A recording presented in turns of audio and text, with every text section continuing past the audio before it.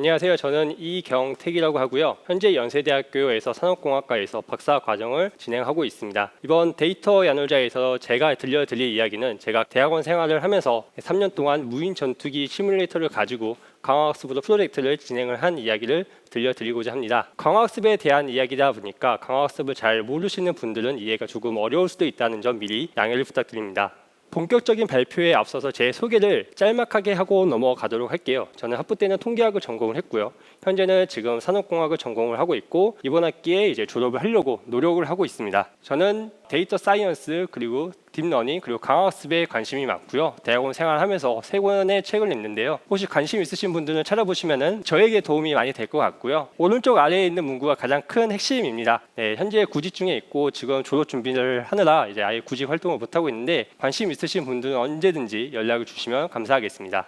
이제 본격적으로 강화학습에 대해서 이야기를 할 텐데요. 제가 대학원 입학을 한 지 2학기 차에 저희 연구실에서 프로젝트를 하나 따게 됩니다. 프로젝트의 이름은 미래 전장에서 인공지능 기반 무인 전투기 편대의 자율운영체계라는 제목을 가지고 있는데 이 프로젝트에 대해서 간략하게 설명을 드리면은 무인 전투기 시뮬레이터를 만들고 그리고 유도탄 시뮬레이터를 만든 다음에 이 무인 전투기가 이 유도탄을 회피를 해서 목표 지점에 최단 거리로 이동하는 것을 강화학습 알고리즘으로 짜야 되는 게 이 과제의 핵심적인 내용이었습니다. 심지어 단일 무인기뿐만이 아니라 이제 편대 비행도 했어야 됐었는데요. 이때 당시에는 당연히 제 일이 아닐 거라고 생각을 했습니다.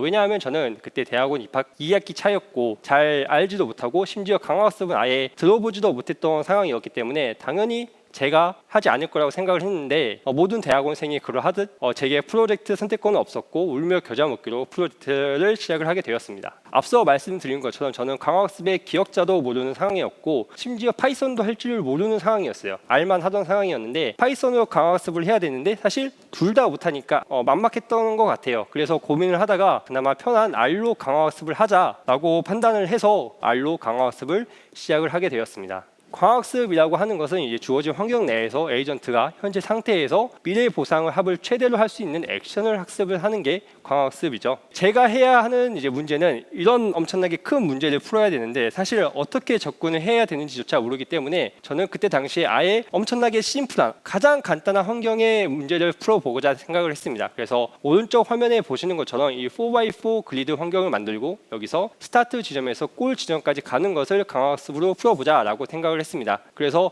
파이썬으로 구현된 DQN 코드를 보면서 이제 R로 한 줄 한 줄씩 이렇게 옮겨가면서 아예 베이스 코드로 작성을 했고요. 그래서 패키지 없이 순수하게 베이스 코드로 작성을 했고 굉장히 사실 지금 보면은 엄청 심플한 문제이고 남들은 한 시간이면 풀 수 있는 문제인데 저 같은 경우에는 그때 당시에 강화학습도 아예 몰랐고 그러다 보니까 굉장히 시간이 오래 걸렸던 것 같아요. 그런데 지금 생각을 해보면은 이렇게 베이스 코드로 한 줄 한 줄씩 짜다 보니까 이래서 강화학습이 이렇게 작동을 하는구나 이런 원리를 파악을 하는데 조금 도움이 많이 됐던 것 같아요. 그래서 4x4 그리드 환경이다 보니까 스테이트 벡터 같은 경우에는 길이가 16인 원핫 인코딩 벡터를 사용을 하였습니다. 4x4 그리드 환경을 학습시키고 10x10 좀 더 늘려가서 20x20 이런 식으로 사이즈를 늘려가면서 학습을 진행을 했고요. 그런데 문제가 그리드 환경이 이제 100x100이 넘어가면 학습이 잘 되지가 않았습니다. 오른쪽 화면에서 보시는 것처럼 리워드가 올라가지 않고 그냥 일정 구간으로 수렴을 하는 모습을 보이고 있는데요. 에이전트가 100x100 좌표로 가야 되는데 1,1 주변에서 로컬 폴리시에 빠지는 모습을 볼 수가 있습니다. 제가 생각한 이 문제의 원인은 스테이트의 크기라고 생각을 했습니다. 4x4 그리드 환경 같은 경우에는 길이가 16인 벡터를 필요로 하는데요. 100x100 환경 같은 경우에는 길이가 만인 스테이트 벡터를 필요로 하게 됩니다.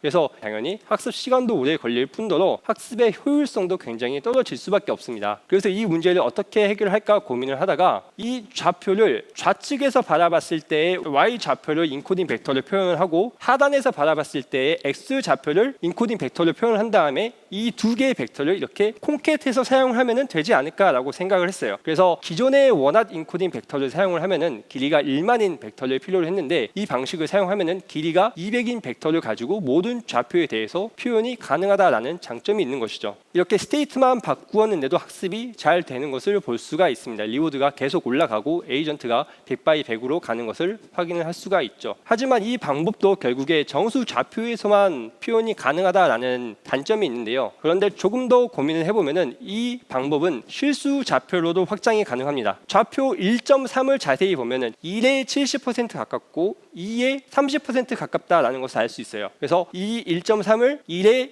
0.7, 2에 0.3이라는 가중치를 두어서 표현을 하는 거죠. 그래서 x, y 좌표를 각각 이렇게 표현을 해서 아까처럼 두 벡터를 콘캣해서 사용을 하면은 모든 실수 좌표를 다 표현을 할 수 있다라는 장점이 생기게 됩니다. 그래서 제 프로젝트의 핵심인 이 스테이트 같은 경우에는 이런 식으로 좌표를 인코딩해서 표현을 했다라고 보시면 될 것 같고요. 이제 본격적으로 단순한 그리드 환경을 넘어서 어느 정도 전장 환경을 심플하게라도 구성을 해서 학습을 하고자 했습니다. 전장 환경은 화면과 같이 구성을 했고요. 전투기 같은 경우에는 이제 초당 1칸 이동한다라고 가정을 했고, 유도탄 같은 경우에는 초당 3칸 간다고 가정을 하였습니다. 스테이트 벡터 같은 경우에는 전투기의 좌표 그리고 미사일과 전투기 간의 각도나 거리 등을 스테이트로 표현을 하였고요. 리워드 같은 경우에는 목표 지점에 도달하거나 미사일에 맞았거나 아니면 전투기의 전장을 이탈할 때만 주도록 설정을 하였습니다. 액션 같은 경우는 화면에 보시는 것처럼 단순하게 5가지 액션을 가지게끔 설정을 하였고요. 이렇게 스테이트 액션 리워드를 구성을 하고 학습한 결과를 보시면은 검은색 실선이 전투기의 경로, 이제 빨간색이 유도탄의 경로인데 에피소드가 진행됨에 따라서 이제 목표 지점에 잘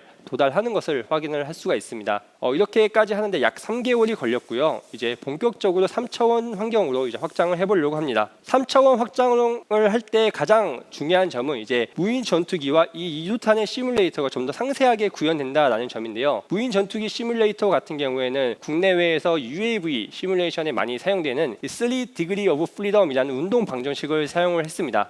쉽게 설명을 드리면은 전투기의 다음 X, Y, Z 좌표 같은 경우는 화면 좌측 상단에 있는 공식에 의해서 결정이 되고, 그 공식은 이제 전투기의 여러 인풋 값과 요소들에 의해서 결정이 된다라는 건데요. 여기서 파란색으로 표시된 부분이 저희가 사용할 인풋 값입니다. 그래서 이 스러스트는 이제 추력을 의미합니다. 자동차로 치면은 악셀이라고 보시면 될 것 같아요. 그 뱅크 앵글 같은 경우는 경사각이라고 하고요. 자동차로 치면은 이제 핸들이라고 보시면 될 것 같습니다. 그 로드 팩터는 이제 하중 계수라고 이야기하는데 자동차에 없는 부분인데 이제 전투기의 중력 가속도를 결정을 한다라고 보면 되고, 전투기의 결국 높이 상승할 거냐 하강할 거냐 이런 것들을 이제 조절한다라고 보시면 될 것 같습니다. 제가 앞서 말씀드린 대한 정보를 이제 그림으로 이제 표현된 것들인데요. 네, 여러분들도 그렇고 저도 그렇고 사실 무슨 말인지 잘 모르겠습니다. 그렇지만 열심히 보고 그냥 알로 열심히 구현했고요. 제가 말씀드린 정보 외에도 다양한 요소들이 있습니다. 공기 밀도, 기압 또는 비행기 질량 이런 것들이 있는데 이런 것들은 모두 상수로 취급을 하고 구현을 하였습니다. 시뮬레이터가 어느 정도 잘 작동한다라는 것을 이제 확인을 했고요.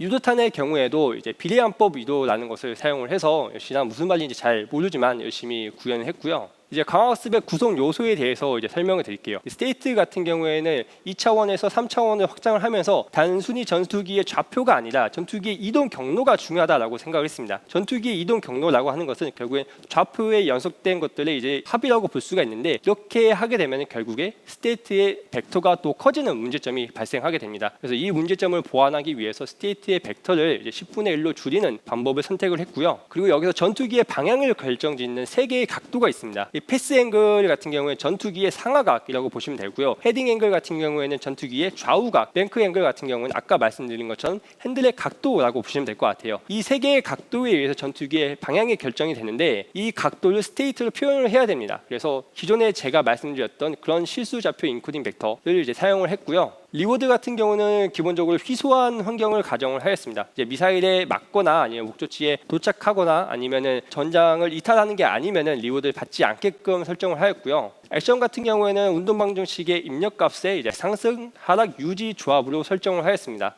이렇게 스테이트 액션 리워드를 설정을 하고 학습을 시도하였는데 전투기는 추락을 하였습니다. 한동안 계속 날지 못했던 것 같고요. 이렇게 한 6개월을 흘려 보냈던 것 같아요. 이 6개월 동안 제가 아무것도 안 한 게 아니라 엄청나게 많은 다양한 방법을 시도해봤었는데 계속 전투기를 날지 못했어요. 이 화면에 나와 있는 그림이 그때 저를 딱 대변하는 것 같아요. 굉장히 앞이 깜깜했던 것 같아요. 그런 되게 우울한 시간을 보냈던 것 같은데, 이 시간에 이제 이석증이라는 병도 얻었습니다. 이제 해를 보지 않아 가지고 이제 귀에 있는 돌이 빠지는 병인데, 물론 지금은 관리 잘 해서 건강한데 그때 당시에는 건강도 잃고 되게 많이 힘들었던 것 같은데, 제가 6개월 동안 이제 고민한 끝에 내리는 원인, 스테이트에 문제가 있는 것 같다. 그리고 두 번째로 좀 더 좋은 모델을 써야겠다라는 것이었습니다. 앞서 제가 말씀드린 것처럼 전투기의 방향을 결정짓는 3개의 각도가 있습니다. 이 3개의 각도가 필수적으로 들어가야 하는데 이 3개의 각도를 표현하는데 문제가 있다라고 생각을 했어요. 왜냐하면 각도라고 하는 것은 5도와 마이너스 5도는 10도 차이죠. 10도 차이인데 이걸 스테이트 벡터로 표현을 하게 되면은 350도 차이라고 인식을 하게 됩니다. 그럼 당연히 컴퓨터 입장에서는 굉장히 헷갈릴 수밖에 없겠죠. 이러한 차이를 컴퓨터에게 인식시키는 스테이트 기법이 필요하다라고 생각을 했어요. 근데 이 원인을 안 거는 한 3개월 정도 지났을 때쯤 저는 파악을 했었습니다. 그런데 해결 방법을 도저히 알 수가 없더라고요. 그래서 3개월 동안 엄청나게 더 많은 고민을 했었는데 그러다가 A4 용지에 원을 그리고 멍하니 쳐다보다가 갑자기 떠오르더라고요. 원에서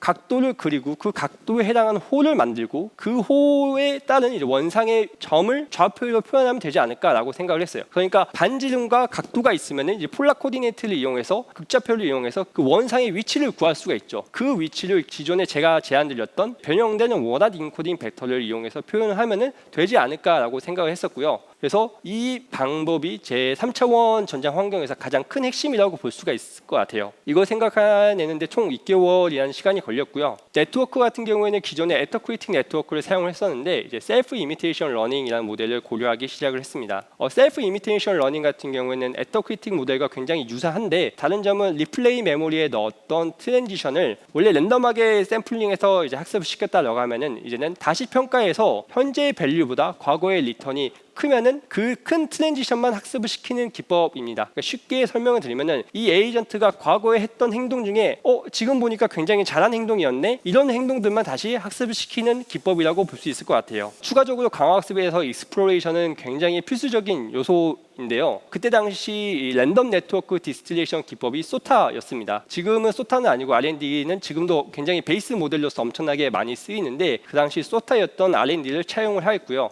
결국에 기본적인 네트워크의 구조는 셀프 이미테이션 러닝과 랜덤 네트워크 디스틸레이션의 조합이라고 볼 수 있습니다. 이렇게 해서 스테이트를 바꾸고 네트워크를 바꾸니까 전투기가 가는 것을 확인을 할 수가 있습니다. 처음 이 전투기가 목적지에 도달한 걸 봤을 때는 좀 소리를 질렀던 기억이 나요. 되게 감동적이었던 순간이었던 것 같고 혹시 몰라서 한 10번 정도 더 돌려보고 교수님께 말씀드렸던 기억이 납니다. 여기서 중요한 거는 스테이트입니다. 알고리즘을 바꾸는 것은 결국에 강화학습의 학습 속도와 이제 수렴시킬 확률을 높일 뿐이지 강화학습이 되냐 안 되냐에 대해서 결정적인 역할을 하지는 않습니다. 그래서 스테이트를 바꾸는 게 여기서 결정적인 역할을 했다라는 것 다시 한번 말씀드리고 싶고요. 추가적으로 더 빠른 학습 속도와 알고리즘 고도화를 위해서 이제 제가 2가지 방법을 제안을 했고 기존의 익스플로레이션 메소드가 가지고 있는 단점을 보완한 기법 그리고 기존의 R&D의 단점을 보완할 수 있는 방법을 추가적으로 제안을 했고요. 시간 관계상 생략을 하고요. 혹시 관심 있으신 분들은 이제 제 논문을 한번 참고해 주시면 감사하겠습니다. 학습하는 과정을 애니메이션을 보면은 검은색 실선이 전투기의 경로 그리고 색깔이 있는 점선이 이제 유도탄의 경로인데 처음에는 전투기가 추락을 하거나 앞으로 나아가지 못하는데 시간이 가면 갈수록 앞으로 점점 나아가기 시작을 하고 이제 목적지에 잘 도달을 하는 것을 확인을 할 수가 있습니다. 이 장표는 제가 제안한 모델이 기존의 셀프 이미테이션 러닝이나 랜덤 네트워크 디스틸레이션 조합보다 학습이 될 가능성이 높고 학습 속도도 굉장히 빠르다라는 장점을 이제 보여주는 장표고요. 우측에 있는 그림이 좀 재밌는 그림인데 전투기가 유도탄에 격추될 확률을 의미합니다. 그런데 보시면은 점점 증가하다가 감소하게 되죠. 이거는 전투기가 처음에 앞으로 나아가려 하다 보니까 앞에 있는 유도탄에 격추가 될 확률이 증가하고 점점 시간이 지나면서 이 유도탄을 회피할 수 있는 방법을 배우면서 전투기가 유도탄에 격추될 확률이 이제 0으로 수렴하는 모습을 확인을 할 수가 있습니다. 이렇게 해서 단일 무인 전투기의 학습을 이제 끝낼 수 있었고요.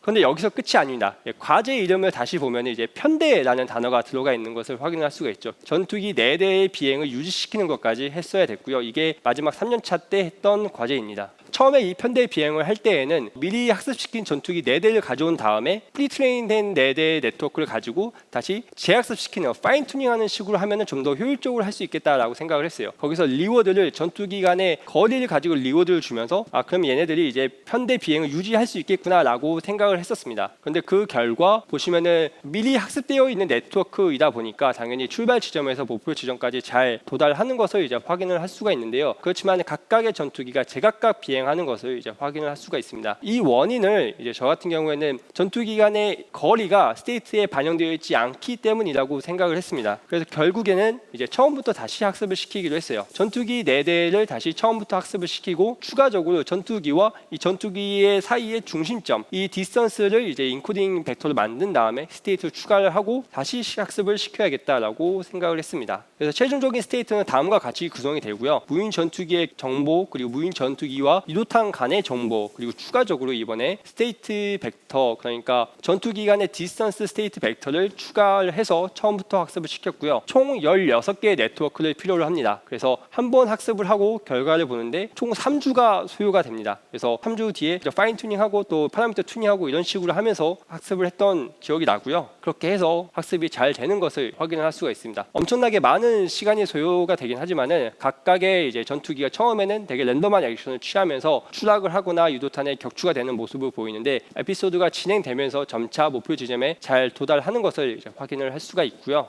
최종적으로 이런 식으로 현대 비행이 이루어지는 것을 확인을 할 수가 있습니다. 학습 환경과 다르게 테스트 환경에서 유도탄의 성능을 높이고 방공망의 위치도 이렇게 랜덤하게 바꾸었을 때에도 전투기들이 어느 정도 목적지에 잘 도달하는 것을 이제 확인을 할 수가 있었습니다. 이렇게 해서 제 프로젝트를 이제 잘 마무리했고요. 제가 3년 동안 강화학습을 하면서 얻은 것과 느낀 점에 대해서 말씀드리고 마무리 짓도록 할게요. 제가 3년 동안 강화학습을 하면서 이석정을 이제 얻었고요. 물론 지금은 건강합니다만 강화학습에 대한 지식과 이해, 그리고 논문 한 편, 그리고 마지막으로 책 한 권을 이제 쓸 수가 있었습니다. 그리고 마지막으로 이제 강화학습을 하면서 제가 느낀 점에 대해서 말씀을 드리면은 강화학습의 알고리즘은 사실 굉장히 중요합니다. 근데 여러분들이 실제로 프로젝트에 이제 강화학습을 적용을 할 때에는 이 스테이트를 어떻게 표현하는지가 굉장히 중요하다라고 생각을 합니다. 여러분들이 이제 아탈이나 슈퍼마리오 같은 환경에 대해서 강화학습을 할 때에는 사실 그 화면 자체가 스테이트가 되기 때문에 별로 중요치 않다라고 생각이 들 수도 있지만은 여러분들 실제로 프로젝트를 진행할 때에는 이 스테이트를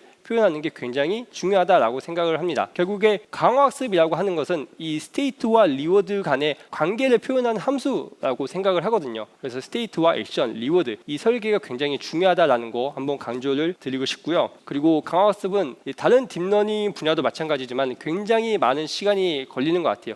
내가 이렇게 환경을 설정을 하고 이게 맞는지 안 맞는지에 대해서 판단을 하는데 사실 굉장히 오랜 시간이 걸리다 보니까 고난과 시간이 이렇게 있는 것 같다라는 생각이 들고요. 그리고 마지막으로 여러분들이 풀고자 하는 문제가 사실 엄청나게 큰 문제일 텐데 이 문제를 바로 풀려고 하지 마시고 제가 했던 것처럼 가장 간단한 사이즈의 환경을 만들고 이 환경의 문제를 풀려고 좀 노력을 하면서 어떠한 문제가 발생을 하고 이 원인이 무엇이고 이걸 어떻게 해결하는지에 대해서 좀 고민을 하면서 이 프로젝트를 진행하면은 좀 더 도움이 되지 않을까라는 생각을 합니다. 지금까지 제 발표를 들어주셔서 감사합니다. 제 발표 여기서 마치겠습니다. 감사합니다.